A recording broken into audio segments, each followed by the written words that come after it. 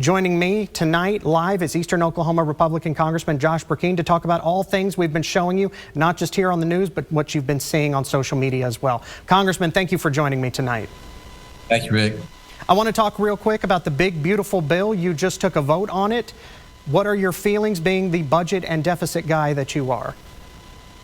Well, I actually, along with several people on the budget committee, special thanks to Jody Arrington, the chair of the budget committee, we were crafting that thing hours before the budget committee voted it unanimously out of committee. There was a group of 4 or 5 of us that sent the signal to the speaker. We had some concerns because we felt like the side where we would adjust for savings to be able to accomplish a lot of the things that we wanted to accomplish in terms of continuation of the Tax Cuts and Jobs Act, but also some of the things that the president's been asking for, the no tax on tips, et cetera, that we wanted to make sure that deficit neutrality was going to be something that wouldn't be easily wiggled out of. And so we were on Thursday night, crafting that before the Friday vote. So I was, playing a key role. I want to thank Paul Winfrey and Chip Roy specifically from Texas.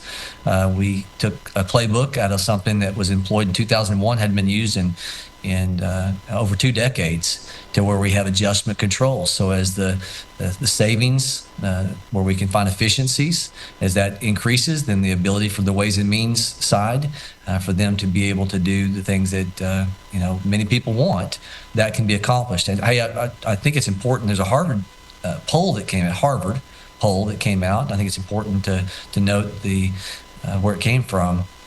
That actually says that when people are asked, do you want to see government efficiencies before your taxes are raised, by 83%, the respondents said, absolutely, that's what we want to happen. And so that's what this budget is designed to do. If we don't continue the Tax Cuts and Jobs Act, the average family of 4 will have about a $1,700 tax increase. Think about the child tax credits, the standard deduction, et cetera. And so these efficiencies are designed to make sure that people can keep more of their hard-earned money, but in regards to the deficits, we stop the devaluation of the currency. We've got to do something about these $2 trillion deficits.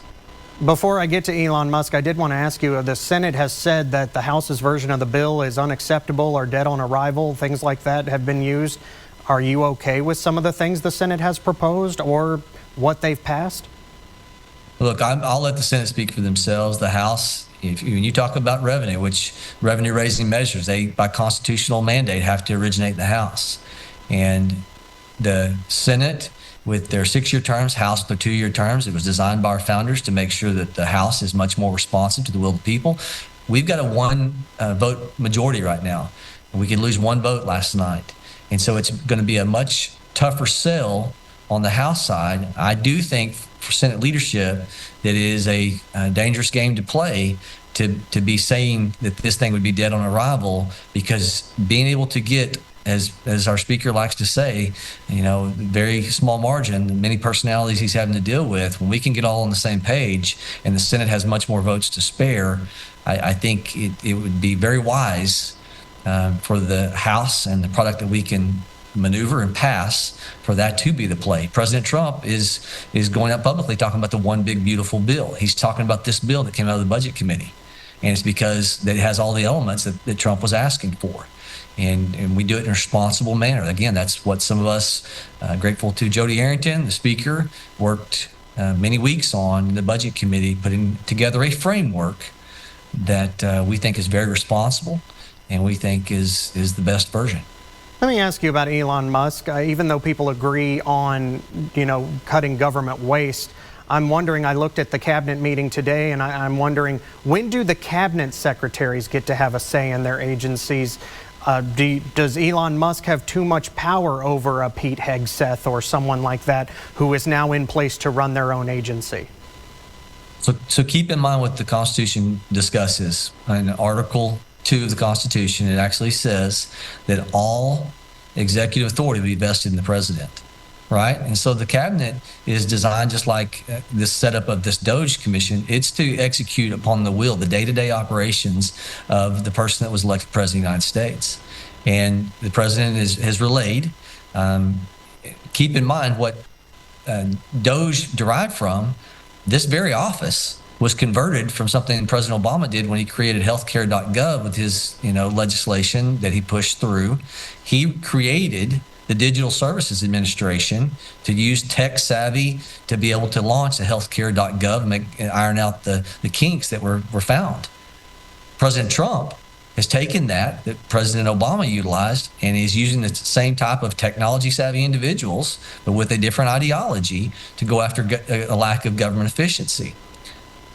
President Clinton in 1993, by an executive order, and that executive order is actually, it's odd that I know this, but it's 12389.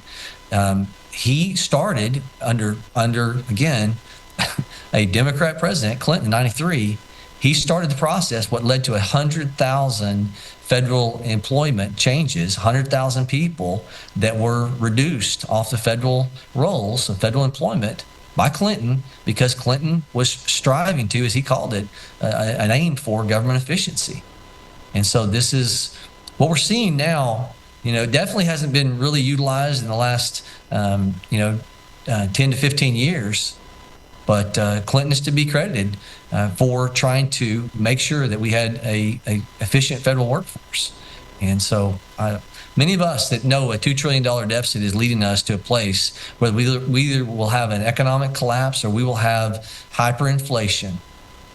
I think that's why the polls are showing the American people are saying, yes, it's going to be painful in the short run, but for the long-term health of this country, and to stop the devaluation of the currency that everybody watching this program has experienced since January 2020, you've lost 20% of your purchasing power because of Congress's overspend.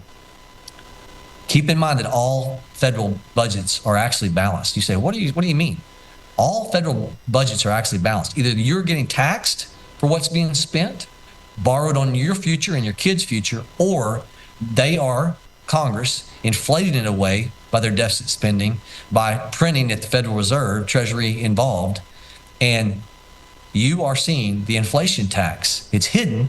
It's hard to work this thing out mentally, but that's what we're going after to stop this. And so I think that's why the polls are showing the American people are excited about this. They're figuring this still out. What do you say to Oklahomans? There was some concern about Tinker Air Force Base this week. What do you say to Oklahomans who are like, I voted for Trump, but I didn't want to lose my job, or I voted for Trump and I didn't want to lose my health care? There are some people who are concerned that their way of life is going to dramatically change because of what may or may not be cut. Obviously, this is all still playing out. Right. I mean, look, keep in mind, there's a lot of fear that's being tossed around right now. I've been on the phone today. We've got some, even in the 2nd Congressional District, I've got, a base that provides 1/3 of all munitions at any time is stored at McAllister Ammunition Plant. Some things that are being discussed are very speculative at this point. People are bracing. We don't know what's going to happen. And so what everyone has to focus on is what is in the long-term best interest of our nation. Oklahoma cannot be healthy if America's not healthy. And because I have an ag background, and some that have an ag background will kind of understand this, there's only so many bottle calves you can put on a dairy cow when you have orphan calves and you're trying to be able to make sure that they have a fighting chance. There comes a point when a certain number of calves cannot be added. And that is the situation where we as a nation have had too many people taking more and more and more without the regard of what it's doing to the long-term health. And so, again, Oklahoma cannot be healthy if our country is not healthy. For people that run on the premise of, I'm going to bring home the dollars back to Oklahoma, then that has led us to a $36 trillion gross national debt, and hyperinflation can be our future. We cannot escape this debt and deficit loading. We're going to have to be efficient. And governing is pretty easy. If you think however much government that you want has to be however much government you're willing to pay for. The problem is on the federal level, we print money and we hyperinflate our currency. And that's been the cop-out. And the responsible thing that members of Congress had to be focusing on is how do we change that? And we change it by living within our means. Congressman, thank you so much. I'm out of time. We'll be watching and we will remain in touch. Thank you so much. Thanks, man. Appreciate it.